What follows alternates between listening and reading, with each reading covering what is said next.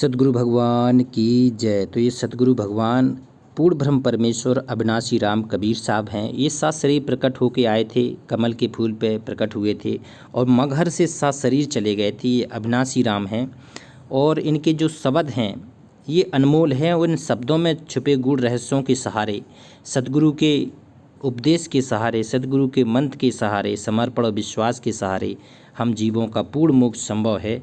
एक एक शब्द में बहुत गहरी बातें हैं, इनको अपने हृदय में समाना है और बंदी छोड़ पूर्ण ब्रह्म परमेश्वर कबीर साहब के सतलोक में जाना है।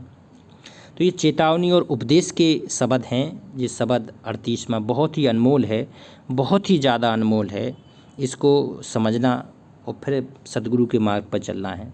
कहते हैं तन धर सुखिया कोई न देखा, जो देखा सो दुखिया हो, और उदय अस्त की बात करत है, मैंने सबका किया विवेका हो। देखो कबीर साहब क्या कहते हैं कि जो तन धर के आए हैं, जो इस पृथ्वी स्वर्ग पाताल लोक, ये काल भगवान का कहते हैं तीन लोक हैं काल भगवान के अधीन में।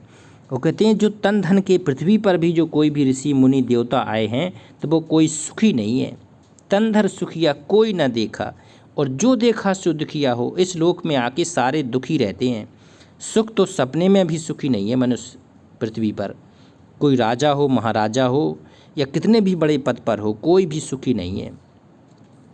कहते हैं उदय अस्त की बात कहो तो मैंने सबका पिया विवेका हो। कबीर साहब कह रहे उदय अस्त मतलब जहाँ से सूर्य का उदय होता है वहाँ, और जहाँ सूर्य अस्त होता है वहाँ, इतने पूरे पृथ्वी लोक का शासक करके देख लिया।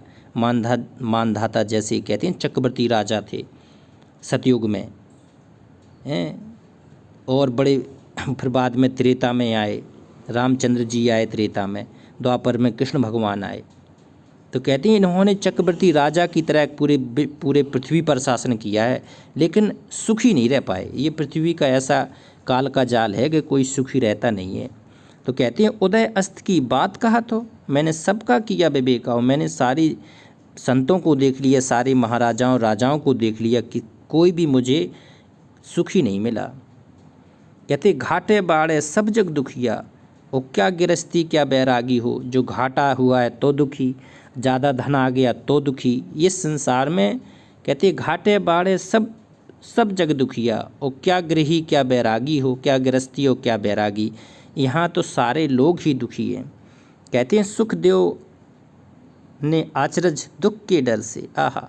कहते हैं सुखदेव ने गर्भ के डर से, और गर्भ से माया त्यागी हो। एक सुखदेव ऋषि थे, कहते हैं वेद व्यास के पुत्र थे सुखदेव ऋषि।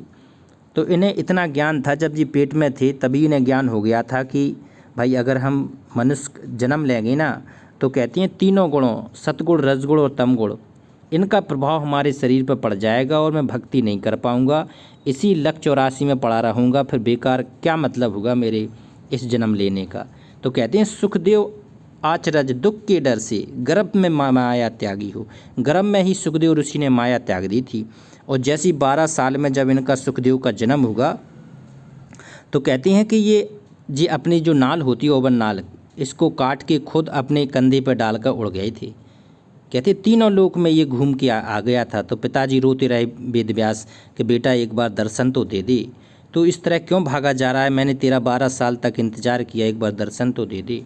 लेकिन सुखदेव ने कहा नहीं, अगर मैं आपका दर्शन करूंगा तो कहते हैं पिता मोह में मुझे, कहते हैं जी तीनों गुणों आ जाएंगे, माता का चेहरा देखेंगे तो भी मेरे ऊपर ये जी सद्गुण का प्रभाव आ जाएगा। तो उसी समय उड़ के चला गया था।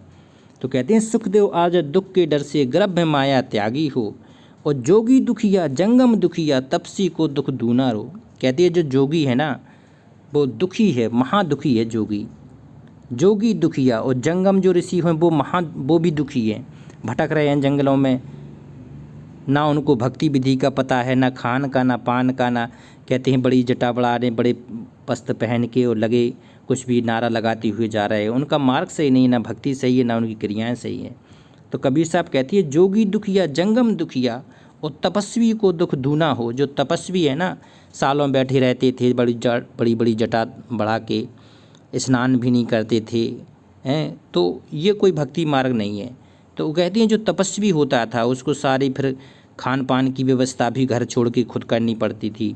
तो कहते हैं तपस्वी को दुख दूना हो। तपस्वी सबसे महादुखी होता है।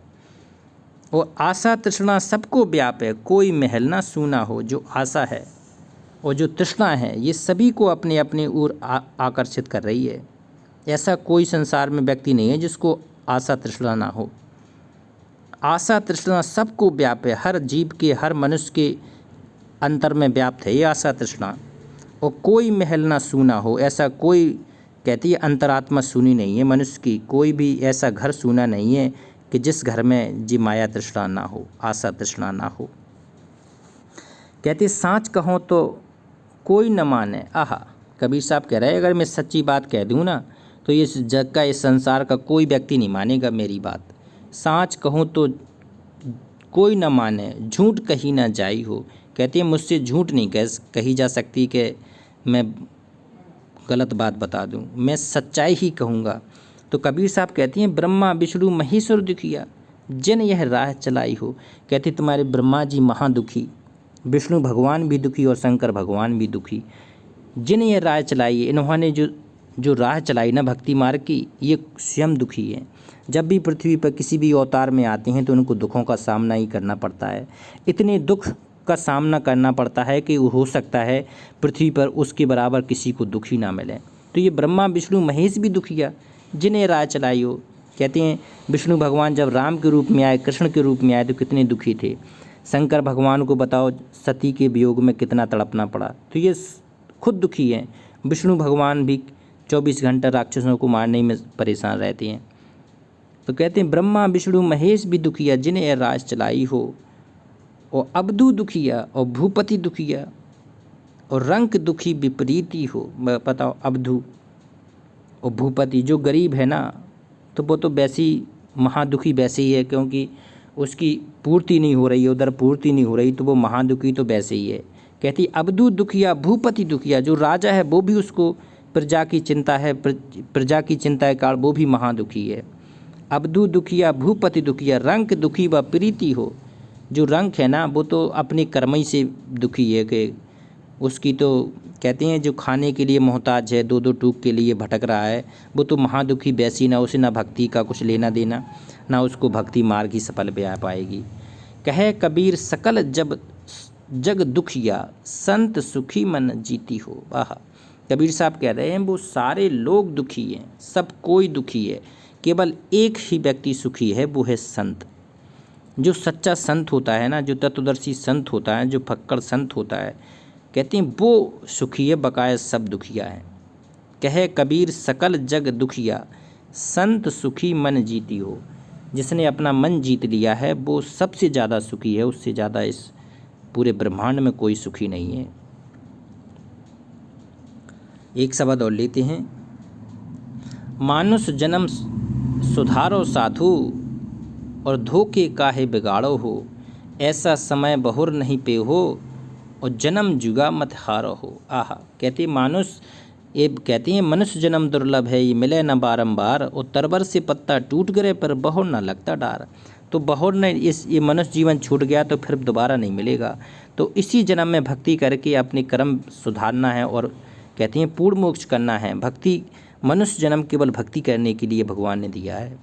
कहते मानस जन्म सुधारो साधु, और धोखे काह बिगाड़ो हो। धोखे में पड़ के तो अपना जीवन क्यों बर्बाद कर रहे हो।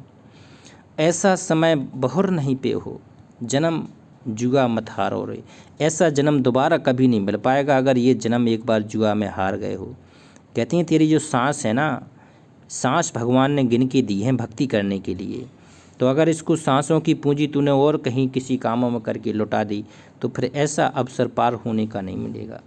कहते गुड्डा गुड्डी ख्याल जिन भूलो, और भूल तत्लो लाओ हो, और जब लग घट सो परचय नाही, तब लग कछु नहीं पाओ हो। कहते हैं घट में, कहते जब तक तुझे आत्मज्ञान नहीं होगा, ये तत्व ज्ञान नहीं होगा, तब तक ये तेरा ये जीवन में जो खेल खेल रहा है ना, ये गुड्डा गुड़ियों की तरह है। जो गुड्डा गुड्डियों का खेल खेल के तू अपने मूल तत्व को भूल चुका है, उस तत्व ज्ञान को भूल के बैठा है, जिससे तुझे आध्यात्म उन्नति होनी है, तुझे वास्तव में पार होना है।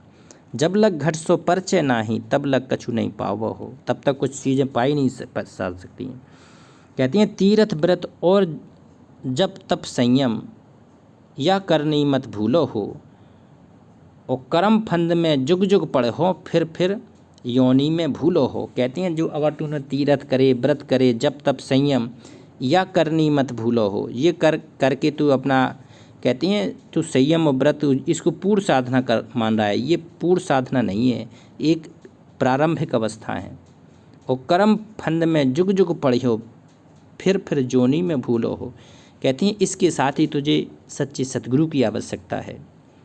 उस सच्चे सतगुरु की शरण में आके सच्ची भक्ति की आवश्यकता है। और उस भक्ति की चाह से, उस भक्ति की प्रेरणा से तुझे कहते हैं सतलोक जाना है। फिर जोनी में भूलो हो, फिर तुझे इस जोनियों में नहीं आना है, फिर तुझे कर्म की मार में फिर नहीं पड़ना है।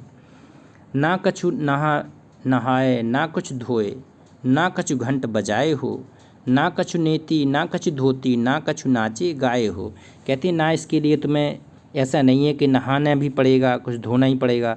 कहती नहाए धोए क्या होगा जो मन का मैल ना जाए, और मीन सदा जल में रहे और धोए बास ना जाए। कबीर साहब ने कहा है कि ज़रूरी नहीं है कि तू 24 घंटा कुछ सुबह से 4 बजे उठ के नहाता रहे, नहीं, मन पवित्र होना चाहिए और सतभक्ति में अपना जीवन व्यतीत करना चाहिए। ना कछु नहाए, ना कछु धोए, ना कुछ घंट बजाए, उसमें घंटा बजाने की भी ज़रूरत नहीं है। ना कछु नेति, कहते हैं नेति धोती बस्ती पाओ, ये कुछ यौगिक क्रियाएं हैं, ये भी करने की ज़रूरत नहीं है इस आध्यात्म मार्ग में। ना कछु नेति, ना कुछ धोती, ना कछु नाचे गाए हो, ना इसमें नाचने की ज़रूरत है, ना गाने की ज़रूरत है, ना कहते हैं जो उल्टे सीधे पेट मटकाने की ज़रूरत, सांस को इधर उधर फुलाने की ज़रूरत, ये कुछ नहीं है।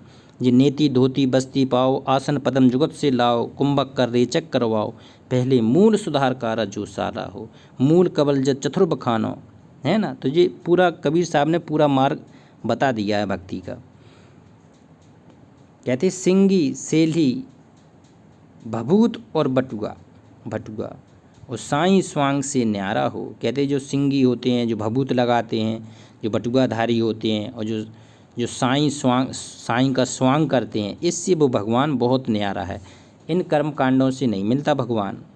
और कहे कबीर मुक्ति जो चाहो, मानो शब्द हमारा हो। अगर किसी भी भगत को कहते हैं मुक्ति चाहिए, तो कहते हैं हमारे सार शब्द को पहचानो, हमारे तत्व ज्ञान को पहचानो, हमारे मूल ज्ञान को पहचानो। तो ये पूर्ण ब्रह्म अविनाशी राम कबीर साहब हैं। और कहते हैं बिना कबीर साहब के ये भक्ति मार्ग होती नहीं है सफल। बिना सतगुरु कबीर साहब के आज तक किसी का भी मोक्ष नहीं हुआ है। तो ये अविनाशी पूर्ण ब्रह्म परमेश्वर कबीर साहब कहते हैं कलयुग में सशरीर प्रकट हैं, तो इस सतभक्ति करके अपने निज धाम सतलोक चलना है। तो उस बंदी छोड़ अमर करूं सतलोक पठाऊं, ताते बंदी छोड़ कहाऊं। तो बंदी छोड़ कहती हैं कबीर साहब को। तो उस पूर्ण ब्रह्म कबीर साहब का जयकारा लगाते हैं। बंदी छोड़ पूर्ण ब्रह्म परमेश्वर कबीर साहेब की जय।